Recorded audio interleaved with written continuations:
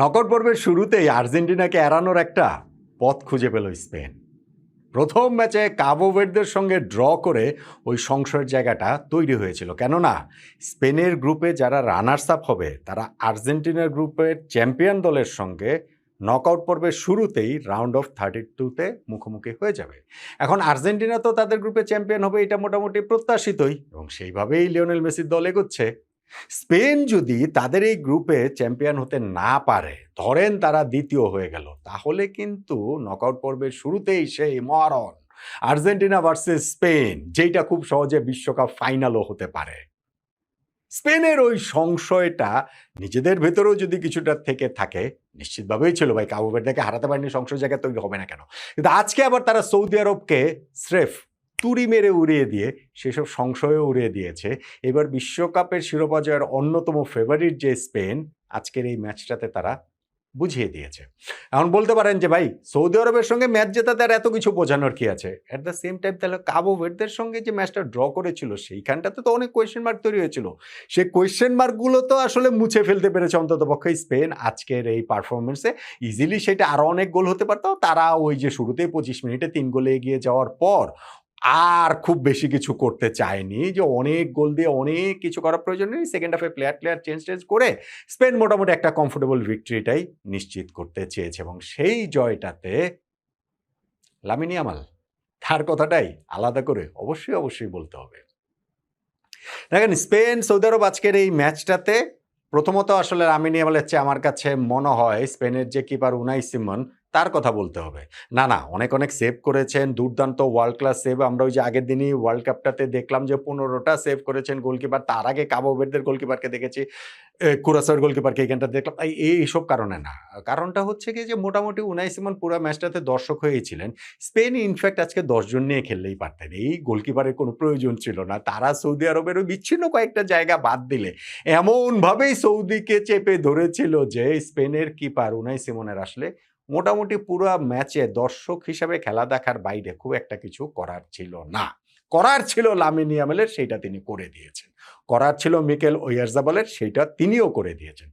Specially Lamine Yamal প্রথম ম্যাচটাতে ইনজুরির কারণে তো তিনি লাস্ট 20 মিনিট মাত্র খেলেছেন, এবং সেই 20 মিনিটের মধ্যেও বেশ কিছু চান্স ক্রিয়েট করেছেন। আজকের ম্যাচে স্পেনের কোচ ডে লা ফুয়েন্তে তাকে একেবারে ফার্স্ট 11-এ রাখেন, এবং প্রথম গোল পেতে লামিন ইয়ামালকে মিনিট 10 শুধুমাত্র অপেক্ষা করতে হয়।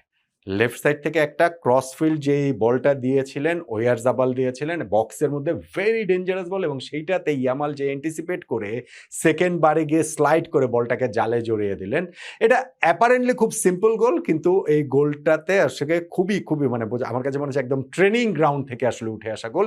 সেই প্র্যাকটিসের ফসলটাই আসলে তারা পেয়েছে। তবে সবচেয়ে মুগ্ধ করা গোল আসলে ওয়াইয়ারজাবালের ওই গোলটা, যেইখানটা থেকে রাইট সাইডে পেড্রো পোরো তিনি হচ্ছে গিয়ে বক্সের মধ্যে ওই ডিবুর মধ্যে তিনি একটা মানে লব করলেন, বলটা মাটিতে পড়ার আগেই কুকুরেয়া সেইটাকে ভলি করলেন, এইবার মাটিতে পড়ার আগে দানি অলমো হেড করলেন, এইবার সেই বলটাকে ওয়াইয়ারজাবাল জালে জড়িয়ে দিলেন।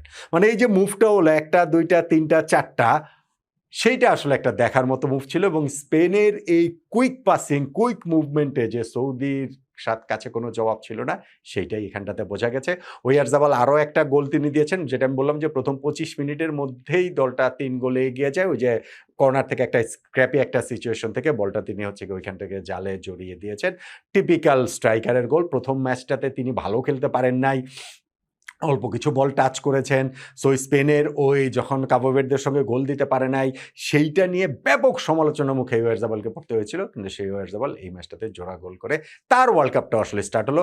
লামিন ইয়ামাল একটা গোল করেছেন এবং রাইট সাইড থেকে নিয়মিতই আতঙ্ক ছড়িয়েছেন সেকেন্ড হাফের শুরুতেই, ইনফ্যাক্ট ফার্স্ট হাফের পরেই। আর কোচ দে লা ফুয়েন্তে এই লামিন ইয়ামাল কিংবা মিকেল ওয়াইয়ারজাবাল কাউকে আর মাঠে নামাননি, কারণ 3-0-তে জয়, এটা এগিয়ে আছে, জয় একরকম নিশ্চিত হয়েছে।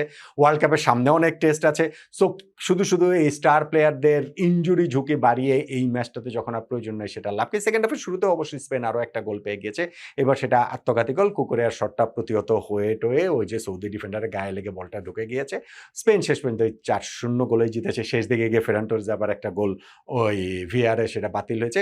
ধরেন ব্যবধানটা আরও বড় ব্যবধান হতে পারত, তো সেটা যে হয়নি তাতেই বা কি যায় আসে। এখন স্পেন নিজেদের গ্রুপে লাস্ট ম্যাচটা খেলবে উরুগুয়ের বিপক্ষে। উরুগুয়ের আবার আজকে ম্যাচ রয়েছে যে তারা ওই কাবো ভের্দের সঙ্গে খেলবে। সো উরুগুয়ের বিপক্ষে বিপক্ষে ওই ম্যাচটা যদি স্পেন জিততে পারে, এখন ওই পরের ম্যাচের রেজাল্টের উপরে সেটা নির্ভর করছে উরুগুয়ে আর কাবো ভার্দের আজকের ম্যাচ যেটা। তো সেইটা বাদ দিলেও আমি যদি ওই ম্যাচের রেজাল্টটাকে ইররিলেভেন্ট ধরেও যদি বলি, লাস্ট ম্যাচে উরুগুয়ের বিপক্ষে জিতলে স্পেনের গ্রুপ চ্যাম্পিয়নশিপটা নিশ্চিত হওয়ার কথা। তাহলে আর্জেন্টিনাকে ওই নকআউট পর্বের শুরুতেই এড়াতে পারার কথা। আর্জেন্টিনা স্পেন যদি নকআউট পর্বের শুরুতে মুখোমুখি হয়ে যেত, আমি বলছিলাম এটা ফাইনালের আগের ফাইনাল, এবং এত আর্লি টুর্নামেন্টে এইরকম টপ ফেভারিট দলগুলোর মধ্যে আছে এরকম দুইটা দল মুখোমুখি হয়ে যাওয়াটা টুর্নামেন্টের আকর্ষণটা আসলে একটুখানি কমিয়ে দেয়। সো সেই হিসাবে স্পেনের আজকে ফর্মে ফেরা, ছন্দে ফেরা এবং তাদের খেলা যে প্রতিশ্রুতি, তারা নিজেদের আবার একটা ওয়ান অফ দ্য ফেভারিট হিসাবে রিএস্টাবলিশ করতে পারা, এই সব কিছুই আজকের স্পেনের প্রাপ্তি, সবচেয়ে বড় প্রাপ্তি বোধ করি। মিকেল ওয়াইয়ারজাবালের ফর্মে ফেরাটাকে, গোলে ফেরাটাকেও ছাপিয়ে অতি অবশ্যই লামিন ইয়ামালের স্টার্ট করা ৪৫ মিনিট খেলা এবং ৪৫ মিনিটেই প্রতিপক্ষের ডিফেন্স লাইনে হ্যাভক ক্রিয়েট করা। নিকো উইলিয়ামসও কিন্তু তিনি শুরু থেকে খেলেননি, 60 মিনিটস পর লাস্ট 30 মিনিটস তিনি খেলেছেন। সো স্পেনের এখন নেক্সট যে কোচ চাইবেন যে নিকো উইলিয়ামসকে নেক্সট ম্যাচেও যদি স্টার্ট করা যায়, নিকো উইলিয়ামস, লামিন ইয়ামাল, স্পেনকে তখন আরও অনেক বেশি স্পেনের মতোই লাগবে। আর্জেন্টিনা স্পেন নকআউট পর্বের শুরুতে মুখোমুখি হচ্ছে না, তাতে করে দুই দলের সমর্থকরাই, খেলোয়াড়রাও তো বটে, তারা সবাই কিছুটা স্বস্তির নিঃশ্বাস